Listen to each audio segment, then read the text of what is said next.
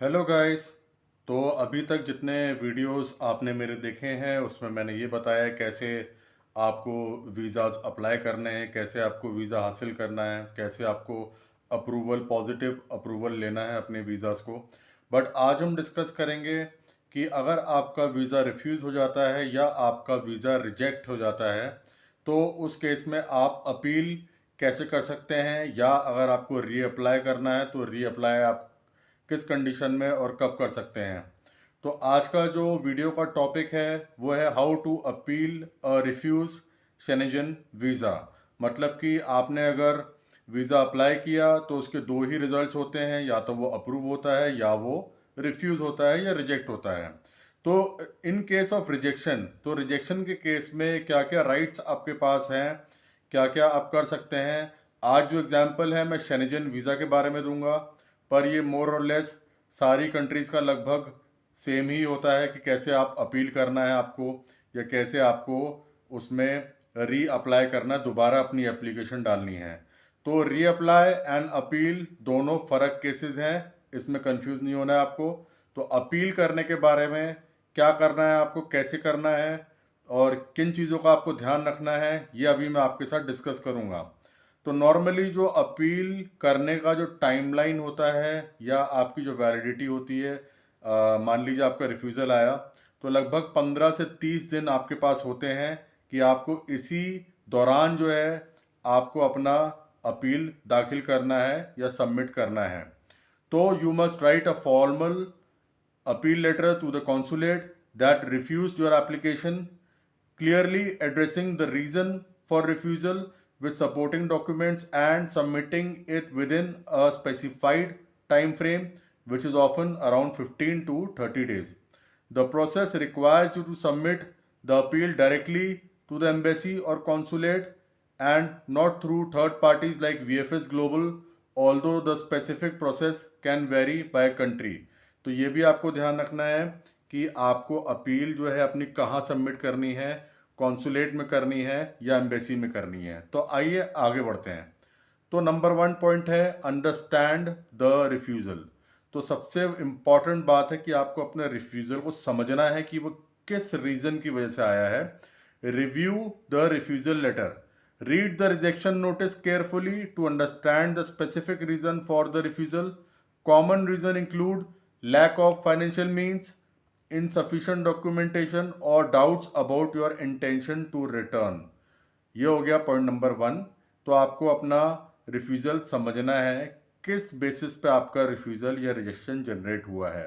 Number 2, prepare your appeal, write a formal appeal letter. The letter must concise, factual and directly respond to the refusal reasons. मतलब आपको उसमें फालतू कहानी नहीं लिखनी है, टू द पॉइंट बात करनी है और एक फॉर्मल अपील लेटर बनाना है। इंक्लूड की इंफॉर्मेशन, की जो आपका रीज़न है रिजेक्शन का उसको आपको एड्रेस करना है और की इंफॉर्मेशन प्रोवाइड करनी है कि भैया ये रीज़न था और ये मेरा एक्सप्लेनेशन है अपना रिफ्यूज़ल का। प्रोवाइड न्यू और अपडेटेड डॉक्यूमेंट्स, अगर आपको लगता है कि आपको डॉक्यूमेंट सबमिट करने हैं अपने अपील को स्ट्रॉन्ग बनाने के लिए, तो वो भी आपको केयरफुली करना है और नए डॉक्यूमेंट या अपडेटेड डॉक्यूमेंट्स आपको प्रोवाइड कराने हैं। एड्रेस द कोर इश्यूज़, जो पूछा गया है उसी का आपको जवाब देना है। एक्स्ट्रा या अनवांटेड आपको इन्फॉर्मेशन अपील में नहीं प्रोवाइड करानी है, जो पूछा गया है सिर्फ आपको उसी को ही एड्रेस करना है, फालतू उसमें इंफॉर्मेशन आपको नहीं देनी है। सबमिट योर अपील, आप अपनी अपील को सबमिट करिए। फॉलो द इंस्ट्रक्शंस, पूरे इंस्ट्रक्शंस दिए होते हैं आपके अपील लेटर में कि आपको कहाँ अपना अपील सबमिट करना है, क्या टाइम फ्रेम है और उसकी फ़ीस कितनी है। अपील करने की एक पर्टिकुलर फ़ीस होती है, वो भी आपको पे करनी पड़ेगी अपील करने की। कुछ केसेस में माफ़ भी कर दिया जाता है, बट जर्नली जो है वो आपको फ़ीस पे करनी पड़ती है अपील करने की।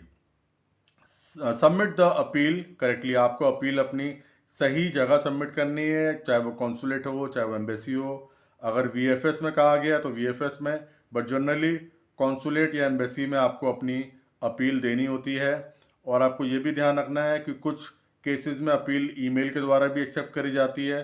अदरवाइज़ आपको इन पर्सन डायरेक्टली विज़िट करना पड़ेगा अपनी अपील एंड डॉक्यूमेंट्स को सबमिट करने के लिए। आपको एक एक्नॉलेजमेंट मिलता है जब आप सबमिट करते हैं, फिर आपको अपना वेट करना है अपनी अपील के जो है डिसीजन के लिए कि क्या आपका अपील का डिसीजन है, उसके लिए आपको फिर वेट करना है और आपको इन्फॉर्म किया जाएगा जैसे ही आपकी अपील पे कोई भी फैसला लिया जाता है। सेकेंड थिंग है री एप्लीकेशन। तो री एप्लीकेशन भी आप कर सकते हैं। मान लीजिए आपने अप्लाई किया वीज़ा, वो रिजेक्ट हो गया, फिर आपने उसको री अप्लाई कर दिया, बट री अप्लाई करने में यह आपको ध्यान रखना है कि अगर आपकी सेम सिचुएशन है जिस पे आपका वीज़ा रिजेक्ट हुआ था, कोई सिचुएशन आपकी चेंज नहीं हुई है, वही आपका प्रोफाइल है, तो आपका री एप्लीकेशन करने से कोई फ़ायदा नहीं है। हाँ, अगर कुछ समय बाद आप री अप्लाई कर सकते हैं जब आपकी सिचुएशन चेंज हो गई होगी और प्रोफाइल आपका स्ट्रांग हो गया होगा, तो आप जो है ज़रूर उसको री अप्लाई कर सकते हैं। आप इमीडिएटली भी कर सकते हैं, ऐसा नहीं है। आपको लगता है कि आपका प्रोफाइल कुछ चेंज हुआ है या और बेटर हुआ है या और स्ट्रांग हुआ है, तो आप री एप्लीकेशन भी कर सकते हैं। And appeal is also a good option, और आपको करना चाहिए। अगर आपको डाउट है हल्का सा भी, तो आपको अपील ज़रूर करना चाहिए। और आपको कुछ हेल्प चाहिए, अगर आपका वीज़ा रिफ्यूज़ हुआ है, you can always contact me, I will be really happy to help you. Thanks for